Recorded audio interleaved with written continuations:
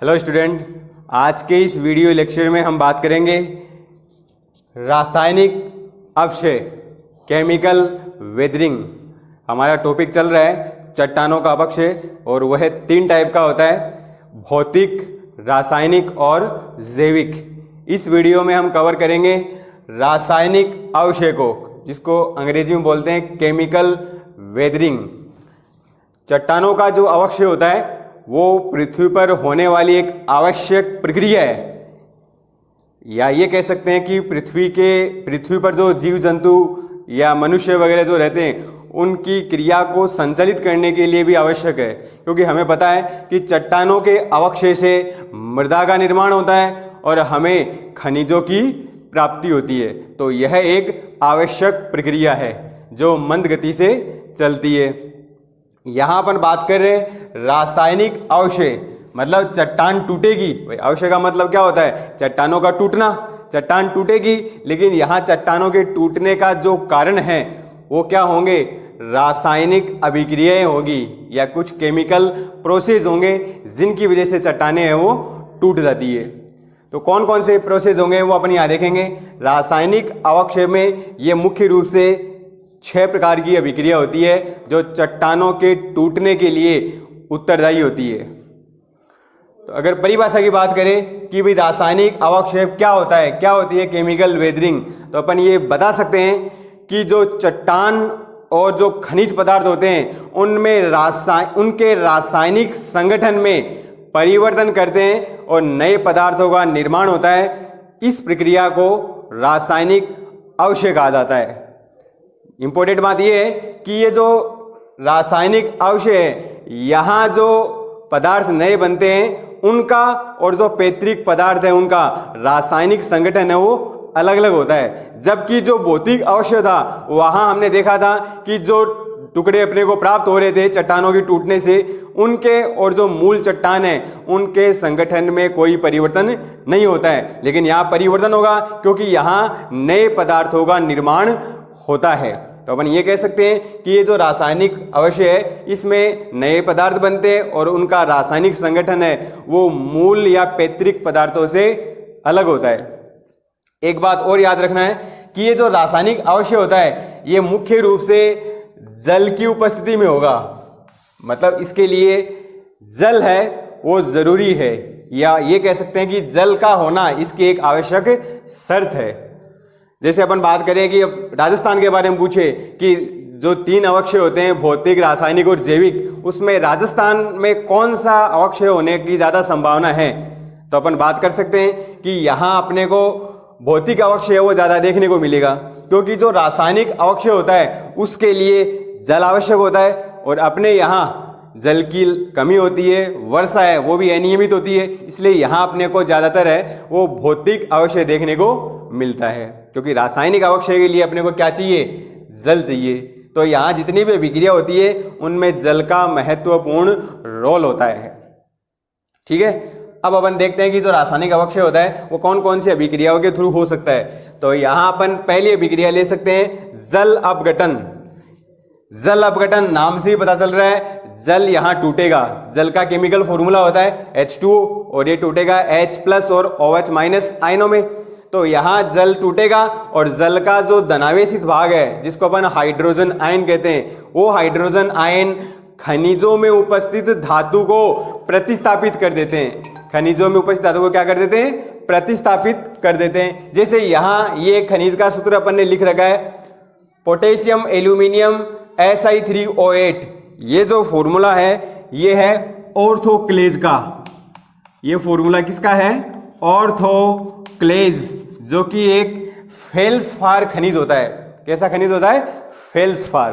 तो अगर यहाँ ऑर्थोक्लेज की अभिक्रिया अपन जल के साथ कराते हैं तो जल यहाँ टूटेगा। जल किस में टूटेगा? H+ और OH- आयनों में। तो ये जो H+ आयन है ये यहाँ पोटेशियम को हटा देंगे, यानी पोटेशियम का प्रतिस्थापन कर देंगे और पोटेशियम की जगह यहाँ H+ आयन ले लेगा। तो यहाँ फॉर्मूला बन जाएगा HAlSi3O8। ये जो बना है यौगिक, ये होती है एक अम्लीय सिलिकेट। अम्लीय सिलिकेट लवण होता है जो आगे दोबारा जल के साथ अपघटित होकर क्या बना लेती है? मृत्तिका या मृदा का निर्माण कर लेती है।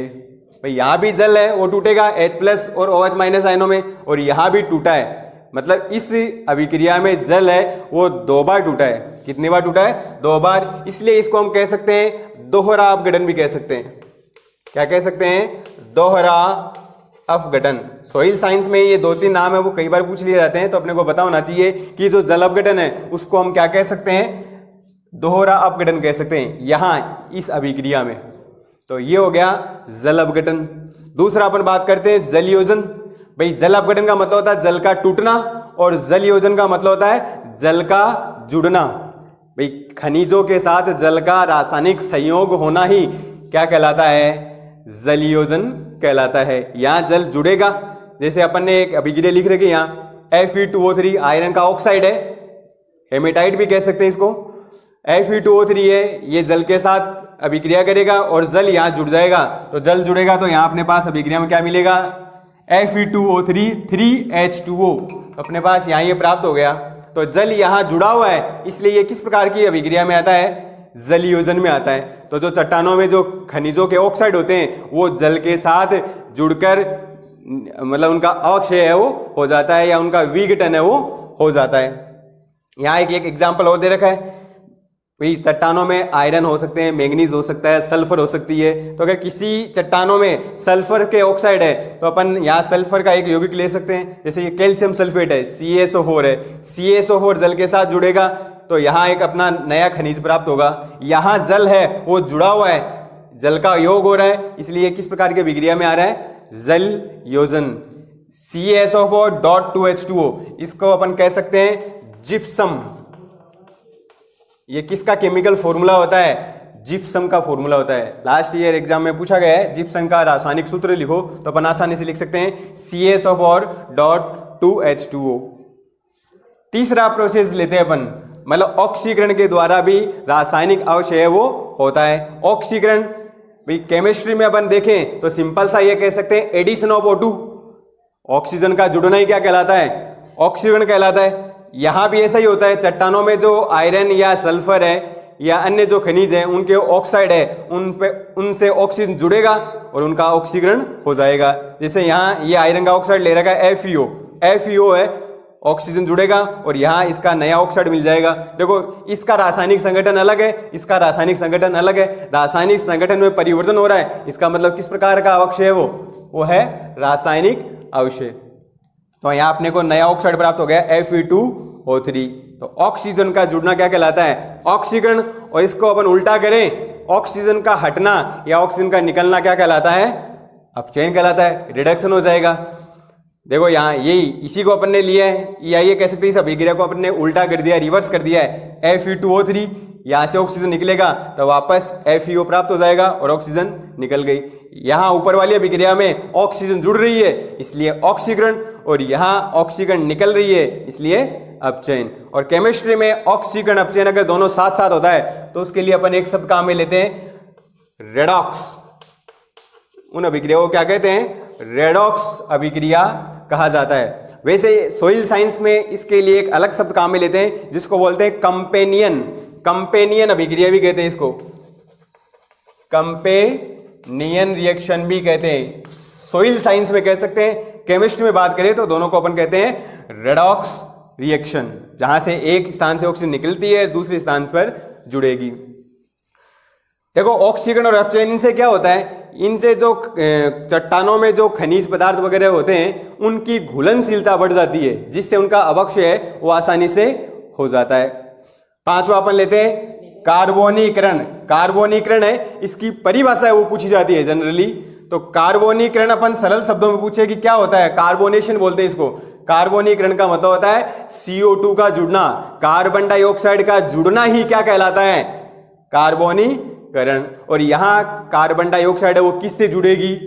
भाई जल से, क्योंकि रासायनिक अवक्षय है वो किसकी उपस्थिति में होता है? जल की उपस्थिति में होता है। तो यहाँ कार्बन डाइऑक्साइड है वो जल से जुड़ेगी, और जल से जुड़ेगी तो अपने को अम्ल प्राप्त होगा। जैसे यहाँ लिख रखा अपन ने, ये CO2 है, ये जल से जुड़ी और एक अम्ल प्राप्त हुआ H2CO3, जिसका नाम होता है कार्बोनिक अम्ल।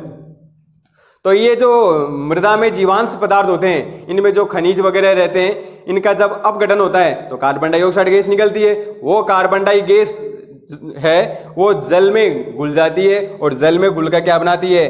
कार्बोनिक अम्ल। ये जो प्रोसेस होता है, कार्बोनीकरण जो प्रक्रम हो रहा है, इसमें अपने को कार्बनिक अम्ल के साथ साथ कई बार कार्बोनेट्स और बाइकार्बोनेट्स के यौगिक भी प्राप्त होते हैं। कह सकते हैं कि इस प्रक्रिया में कार्बोनेट और बाइकार्बोनेट यौगिक भी मिलते हैं। जैसे अपन ने एक एग्जाम्पल याद दे रखा है, ये जो यहाँ H2CO3 कार्बोनिक अम्ल बना है, ये कैल्शियम कार्बोनेट के साथ अभिक्रिया करेगा और यहाँ बनाएगा कैल्शियम बाइकार्बोनेट। कैल्शियम बाइकार्बोनेट का क्या फॉर्मूला है? CaHCO3 का होल ट्वाइस। ये हो गया कैल्शियम बाइकार्बोनेट्स। तो कार्बोनेट्स और बाइकार्बोनेट्स दोनों बन रहे हैं। लास्ट है विलयन। रासायनिक अवक्षय जो होता है वो विलयन के द्वारा भी होता है, लेकिन यहाँ विलयन के द्वारा जो अवक्षय होता है वो बहुत ही कम देखने को मिलता है।